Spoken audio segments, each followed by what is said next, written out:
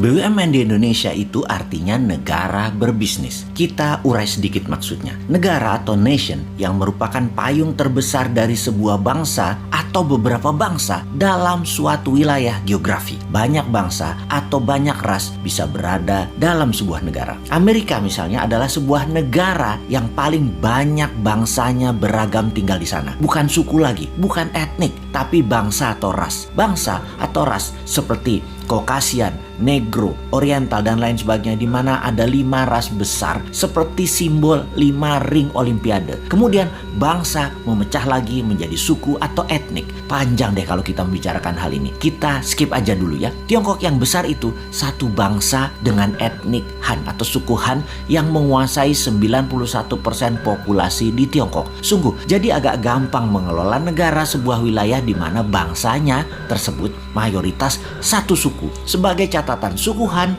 merupakan suku terbesar di dunia. 19% dari penduduk dunia adalah suku Han dan 91% penduduk Tiongkok berasal dari suku ini. Setiap bangsa walaupun berbeda warna kulitnya, semua kita satu spesies humankind, yaitu Homo sapiens. Ada yang good, ada yang bad, ada yang baik, ada yang buruk. Jadi tidak bisa kita katakan ras tertentu baik, ras yang lainnya jelek. Kembali ke negara. Ketika sebuah penduduk di suatu wilayah membuat kesepakatan, membuat undang-undang dasar, membuat ADART deh kalau itu koperasi, memilih sistem bernegara, bisa presidensial, bisa parlementer, bisa monarki, lalu sistem pemerintahnya mengambil misalnya otoritarian, demokrasi, komunisme, sosialisme, apapun. Silahkan, selama isi satu negara tersebut setuju, maka negara itu berdiri dan menjalankan kehidupan bernegaranya. Di dalam bernegara ada Ipolek Sosbud Hankam, ideologi, politik, ekonomi, sosial, budaya, pertahanan, dan keamanan. Itu pun dipecah lagi di setiap bagian, punya sistem berbeda lagi di setiap negara satu dengan negara lainnya. Kita bicarakan pertahanan misalnya. Di Tiongkok dan Amerika ada 6 angkatan perang. Indonesia cuma 3 misalnya. Dalam membangun ekonomi misalnya lain lagi. Di Amerika dan Tiongkok pakai printing money berbasis proyek. Sementara di Indonesia pejabatnya memilih pakai dolar Amerika baru bisa cetak rupiah dalam berekonominya. Di Tiongkok negara dengan satu partai, yaitu Partai Komunis, yang membuat negara Tiongkok berideologi komunis. Karena sistemnya satu, yaitu komunis, maka kelolaannya bagi mereka yang ingin menjadi pejabat publik atau abdi masyarakat, ya join the party, ya gabung dengan Partai Komunis. Ada 90 juta anggota Partai Komunis Tiongkok atau PKC itu. Semuanya pejabat publik dan BUMN-nya ya anggota partai. Di sisi kelolaan aset, BUMN Tiongkok bukan punya negara, tetapi punya partai Komunis Cina. 1,5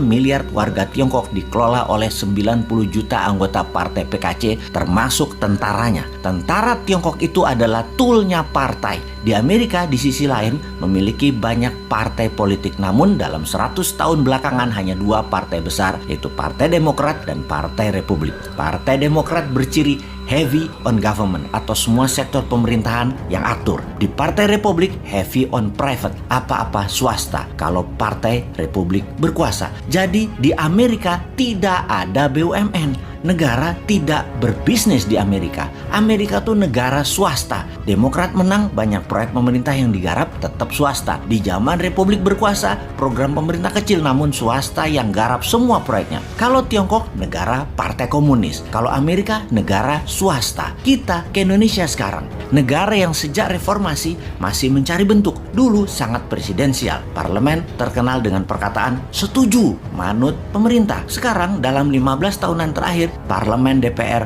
balas dendam, mengendalikan pemerintahan kebanyakan. Jadi bentuknya sekarang lebih ke arah parlementer. Partai politik dan politik menjadi di segala lini, membuat Indonesia menjadi negara politik. Mau kaya di Tiongkok, join Partai Komunis.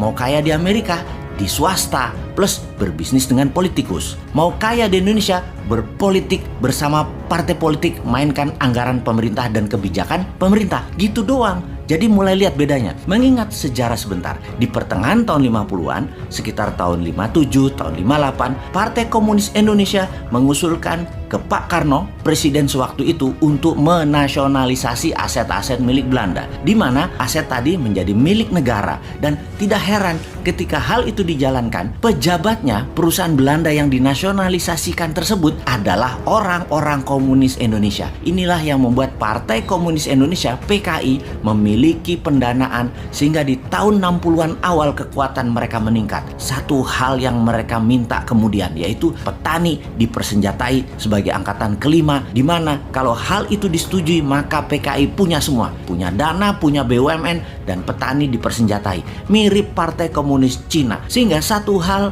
yang belum PKI dapat, mengambil pemerintahan negara Indonesia dan mengubahnya menjadi negara komunis. Singkat cerita, CIA Operation. PKI dikejar sampai ke dalam hutan, terjadi genocide besar-besaran. Itu luka sejarah panjang demi NKRI, demokrasi berdiri, membuat korban saudara sebangsa yang berideologi komunis musnah.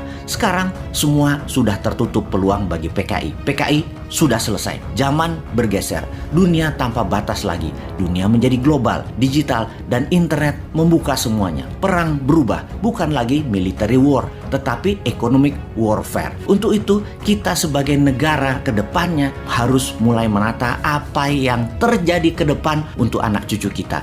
Masih cocokkah negara berbisnis? Apakah akan membuat negara menjadi single party country seperti PKC di Tiongkok atau di Meksiko? Apakah negara politik seperti Indonesia saat ini cocok untuk kedepannya, yaitu membuat Indonesia menjadi negara superpower? Kalau sahabat punya usulan, usulkan. Kalau sahabat suka dengan politik seperti saat ini, ya teruskan. Yang pasti, menurut kaum New Mind, apa yang sekarang ada tidak akan membuat Indonesia menjadi negara superpower. New Mind punya ide lain, tidak merubah undang-undang dasar, tidak merubah Pancasila, dan pastinya NKRI garis lurus. Dan pasti Indonesia bersama New Mind akan menjadi negara superpower. Gak seperti kaum Old Mind yang sekarang menjabat, di mana superpowernya yang dibuat adalah Tiongkok. Negaranya penyuplai doang.